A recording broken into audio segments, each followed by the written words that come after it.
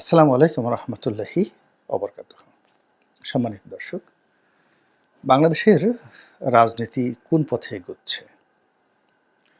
Doctor Mohammad Yunus কতদিন থাকবেন বা তিনি কবে চলে যাবেন?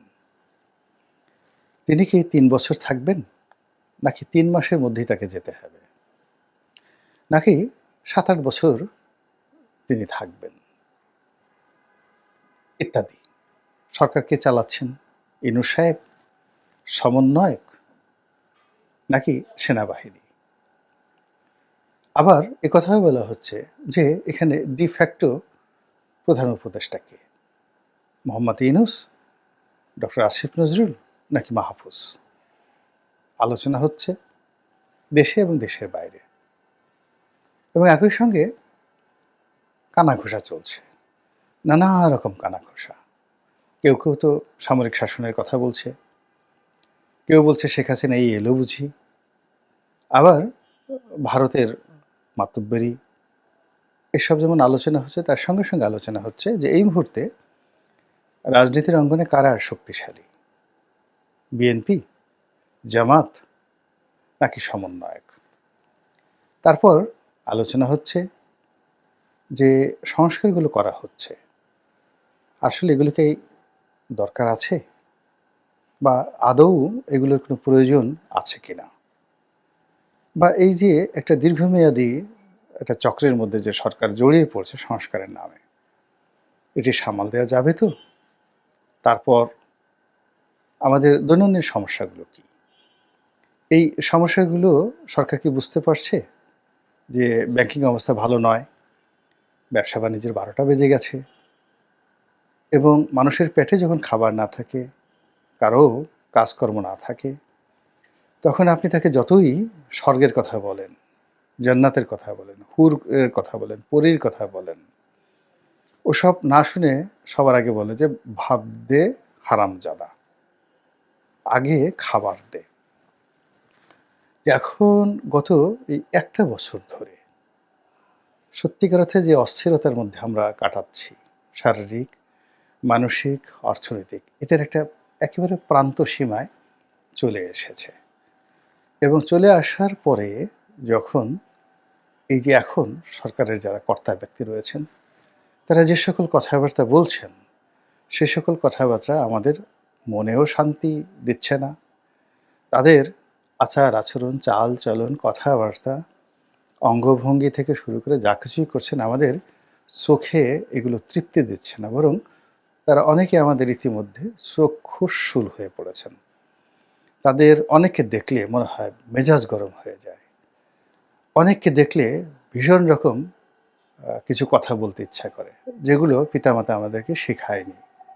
এরকম কিছু ঘটনাগুলো ঘটছে, বিশৃঙ্খল হচ্ছে।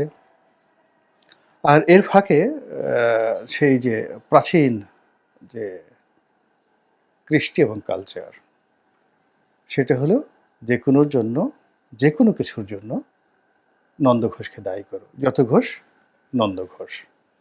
আর চুরি যে করেছে, কেষ্ট বেটাই চুরি করেছে। তো এখন সরকারের মধ্যে সবাই ডক্টর আসিফ নজরুলের প্রতি বিরক্ত। তাকে পয়েন্ট আউট করে সরকারের ভেতরে, সরকারের বাইরে, রাজপথে সব জায়গাতে বিষোদগার ছড়ানো হচ্ছে। আবার আরেকটা গ্রুপ উপদেষ্টাদের মধ্যে মাহফুজ যিনি আছেন, তাকে লক্ষ্য করে, উদ্দেশ্য করে রীতিমতো নানা রকম ট্রল করছেন। কেউ বলার চেষ্টা করছেন যে তিনিই নাটের গুরু, তিনিই মাস্টার মাইন্ড, তিনিই ডক্টর মোহাম্মদ ইউনূসকে চালাচ্ছেন এবং তার কারণেই এত সব হচ্ছে।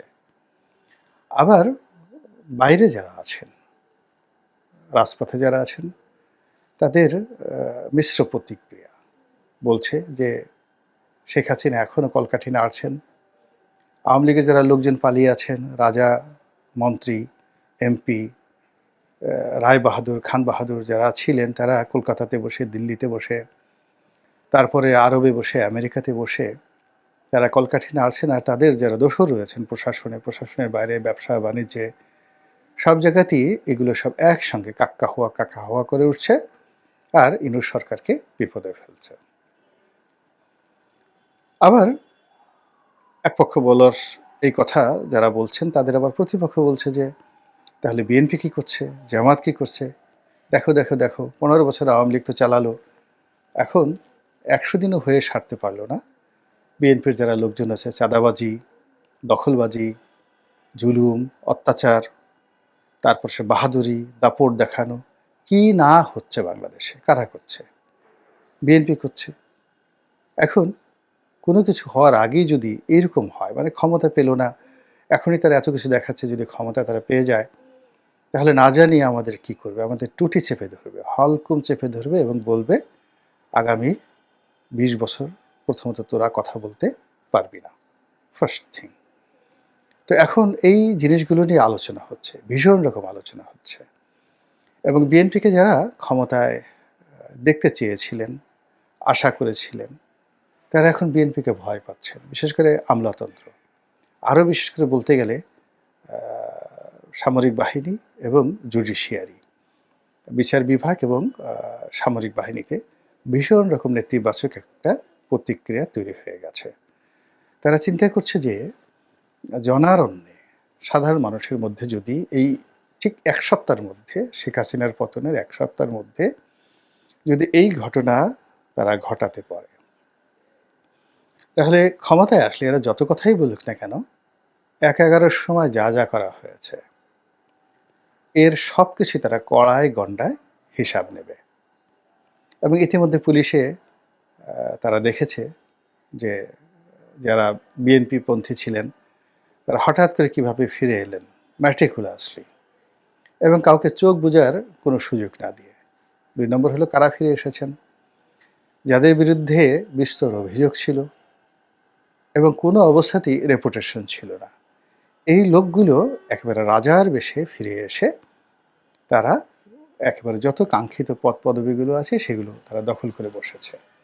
সিভিল সার্ভিসেও তদ্রূপ। আ এখানে সিভিল সার্ভিসে তুলনামূলকভাবে ঠিক অনেক খারাপ মানুষ, পুলিশের যে সকল খারাপ মানুষ, ধরুন হারুনের মতো ডুপ্লিকেট কপি যারা বিএনপিতে ছিল, বিপ্লব এর মতো কার্বন কপি আ পুলিশে বিএনপিপন্থী যারা ছিলেন, তারপরে বেনজিরের মতো আ দুর্বৃত্ত যেভাবে বিএনপির মধ্যে ছিল, এখন সেই লোকগুলো, আ সেই বেনজিরের পর্যায়ে সেই যারা লোকগুলো আছে, তারা পুলিশ বাহিনী কিভাবে নিয়ন্ত্রণ করছে, এটা জনগণ কিন্তু কানাঘুষা করছে। এবং এখান থেকে যদি টাকা লেনদেন হয়ে থাকে বা নাও হয়ে থাকে, ডাজ নট ম্যাটার। কিন্তু আগে যেটা হতো, বদনাম এভাবে ছড়ায়। গুলিস্তানে আ যখন বিএনপির শেষ জমানা ২০০১ থেকে ২০০৬, তো গুলিস্তানে যারা সিগারেট বিক্রি করত, পান বিড়ি বিক্রি করত, সেখানেও বদনাম রটে গিয়েছিল যে এর একটা অংশ হাওয়া ভবনে চলে যায়। এখন ওই বিষয়গুলো কিন্তু মানুষের মনে রয়ে গেছে। মানুষ কুৎসা শুনতে পছন্দ করে। সত্যের ধারাকাছে যায় না। মিথ্যা কথা তাদের কাছে খুব ভালো লাগে। এটা হলো আমাদের চরিত্র। তো সেই দিক থেকে এখন পুলিশ বাহিনী, সিভিল সার্ভিসে যে সকল প্রাইস পোস্টিং হয়েছে দলীয় ভিত্তিতে এবং খুব দ্রুততার সঙ্গে। তো সবাই বলার চেষ্টা করছে এটা তো এমনি, এমনি হয়নি বাপু। আমরা ডাল ভাত খাই। ডাল ভাতের সঙ্গে আবার আমরা একটু কাঁচামরিচ খাই, পেঁয়াজ খাই, আচার খাই। তো কাজেই আমাদের এই দেশে বিনা পয়সায় বিনা কিছুতে কোনো ঘটনা ঘটে না। এখানে ধর্মপুত্র যুধিষ্ঠিরের আবির্ভাব এই বঙ্গে হয়নি। এখানে সবকিছুর মধ্যেই আদা লাগে, রসুন লাগে, পেঁয়াজ লাগে, কলা লাগে, কচু লাগে। তো কাজেই এই জিনিসের মধ্যে কলা কচু আছে। তো এই কলা কচুগুলো কোথায় গেল? আগে তো শেখ রেহানার নাম আসতো। আগে ববির নাম আসতো, পুতুলের নাম আসতো, জয়ের নাম আসতো, সালমান এফ রহমানের নাম আসতো, হাসিনার নাম আসতো, শেখ হেলালের নাম আসতো। কত শেখ! তো এখন এই নতুন শেখ কারা? নতুন পুতুল কারা? পুতুলের ডুপ্লিকেট কারা? এ নতুন পুতুলের জামাই মাসরুর কে? নতুন বিআই মোশাররফ কে? এই জিনিসগুলো মানুষ খোঁজার চেষ্টা করছে। আর এখানে সত্য থাকুক, মিথ্যা থাকুক, হাসা হোক, মিছা হোক, আমাদের আঞ্চলিক ভাষায় যা বলি, তারা বিরাট এক আরব্য রজনীর কাহিনী রচনা করে নিজেরা, নিজেরা ফুসফাস করছে। আর যত বেশি ফুসফাস হচ্ছে, বিএনপির জন্য তত বেশি সর্বনাশ হচ্ছে। এই গেল বিএনপির কথা। আর বিএনপির যারা সেন্ট্রাল নেতৃবৃন্দ রয়েছেন, তারা এই দৃশ্যগুলো বুঝতে পেরেছেন। তারাও তো অভিজ্ঞতা সম্পন্ন। এখন তারা গালে হাত দিয়ে ভাবছে, হায় আল্লাহ! এখন কি হবে? এভাবে যদি ডক্টর ইউনূস একটু চালাকি করেন, বছর ২ এক টেনে নেন, তাহলে তো আমাদের ইজ্জত বলতে আর কিছু থাকবে না। আর এই আমরা যাদেরকে নিয়োগ দিয়েছি এরা ২ বছরের জন্য ৩ বছর পরে তো অটোমেটিক রিটায়ার্ড করবে, বা আল্টিমেটলি যদি আনস্টেবল একটা গভর্নমেন্ট আসে আর কোনো মাসে যদি ফুস করে টুস করে যদি কেউ ঢুকে পড়ে যায়, তাহলে তো সর্বনাশ, অনেকের ঘুম হারাম হয়ে গেছে। গেল বিএনপির কথা, জামাতের একই অবস্থা। জামাত সেনাবাহিনী, আমলাতন্ত্রের একটা বিরাট সহযোগিতা পেয়েছে, ডক্টর ইউনূসেরও সহযোগিতা পেয়েছে, এখনও পাচ্ছে। কিন্তু কোনো অবস্থাতেই তারা একটা সুবিধা করে উঠতে পারছে না। এর কারণ হলো জামাত তো সবসময়ই একটা বৃহৎ শক্তির সঙ্গে সংযোগ রেখেছে, পলিটিক্যাল পাওয়ার।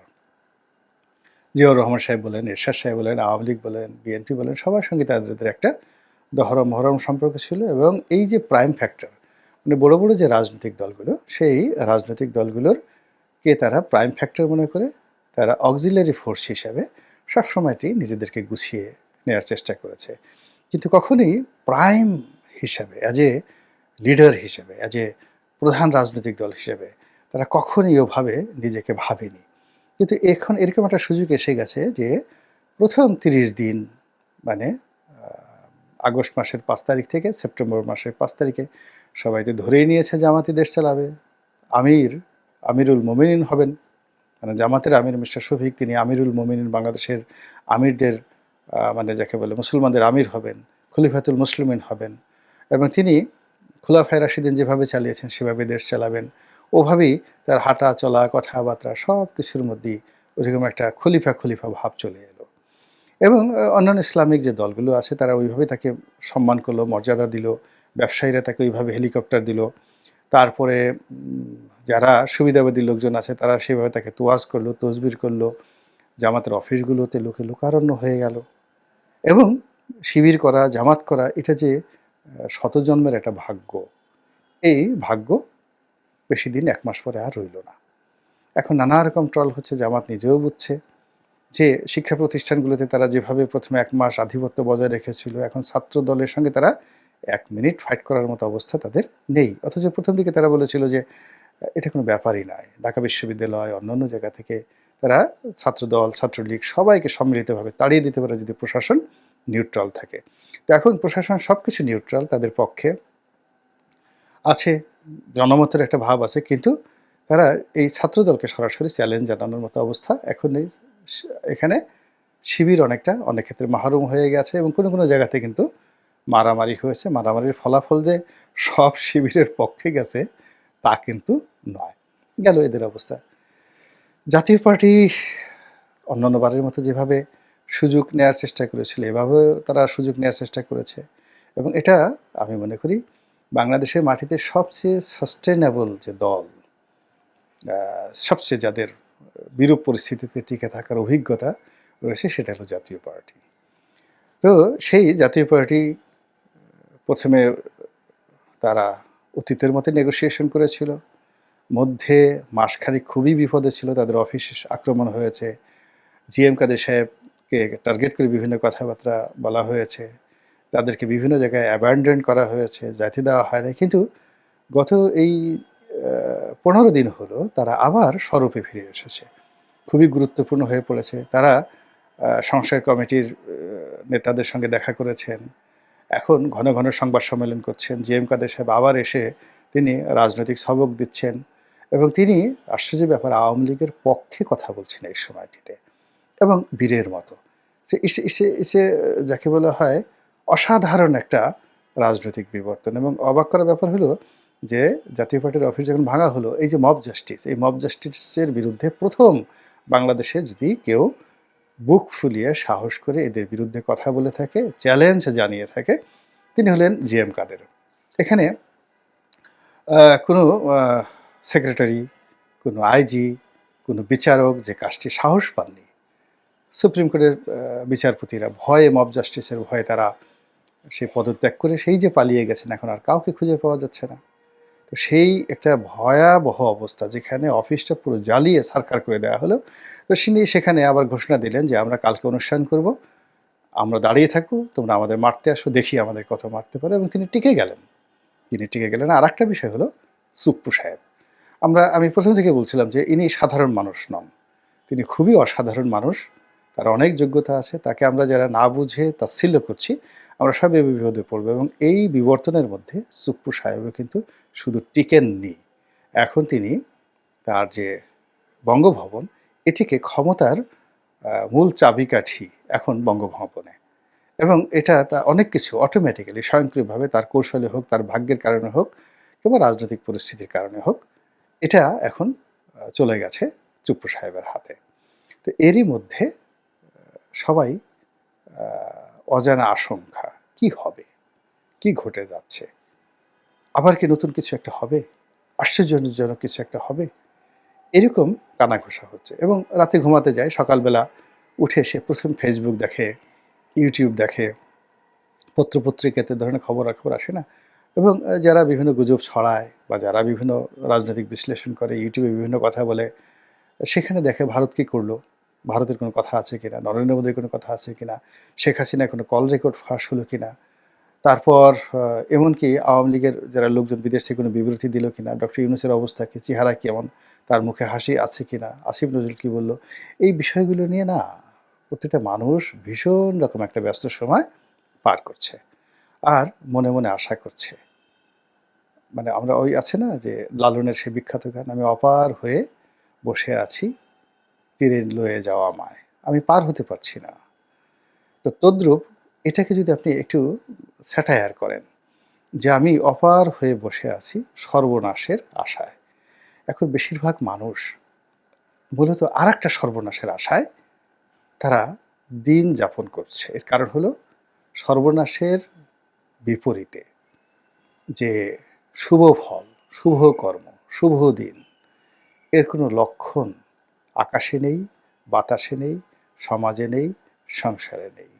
এবং আমরা কাউকে বিশ্বাস করতে পারছি না, কারো প্রতি আশ্বস্ত হতে পারছি না। এবং আমাদের যার, যার জীবনের যে সমস্যাগুলো ছিল প্রান্তিক পর্যায়ে যে যেখানে, এই সমস্যাগুলো যার, যার পর্যায় থেকে আমরা কোনো অবস্থাতেই সমাধান তো করতে পারছি না। উল্টো গতকাল যে সমস্যা ছিল আজকে তার চেয়ে বেশি হয়েছে। সেটা দ্রব্যমূল্য বলেন, সেটা অর্থের অবমূল্যায়ন বলেন, সেটা কর্মসংস্থান বলেন, মিল কারখানা ফ্যাক্টরির কথা বলেন, শ্রমিক অসন্তোষের কথা বলেন, ছাত্র অসন্তোষের কথা বলেন, শিক্ষাক্ষেত্রে যা কিছু আছে সব মিলিয়ে নাথিং গুড নিউজ। আর যখনই এরকম একটা পরিস্থিতি হয় তখন মানুষ অলীক কল্পনা করে, অলীক কল্পনা করে এবং আমরা সেই অলীক কল্পনায় এখন ভাসছি। আল্লাহ আমাদের সবাইকে হেদায়েত দান করুন এবং হেফাজত করুন। আসসালামু আলাইকুম ওয়া রাহমাতুল্লাহি ওয়া বারাকাতুহু।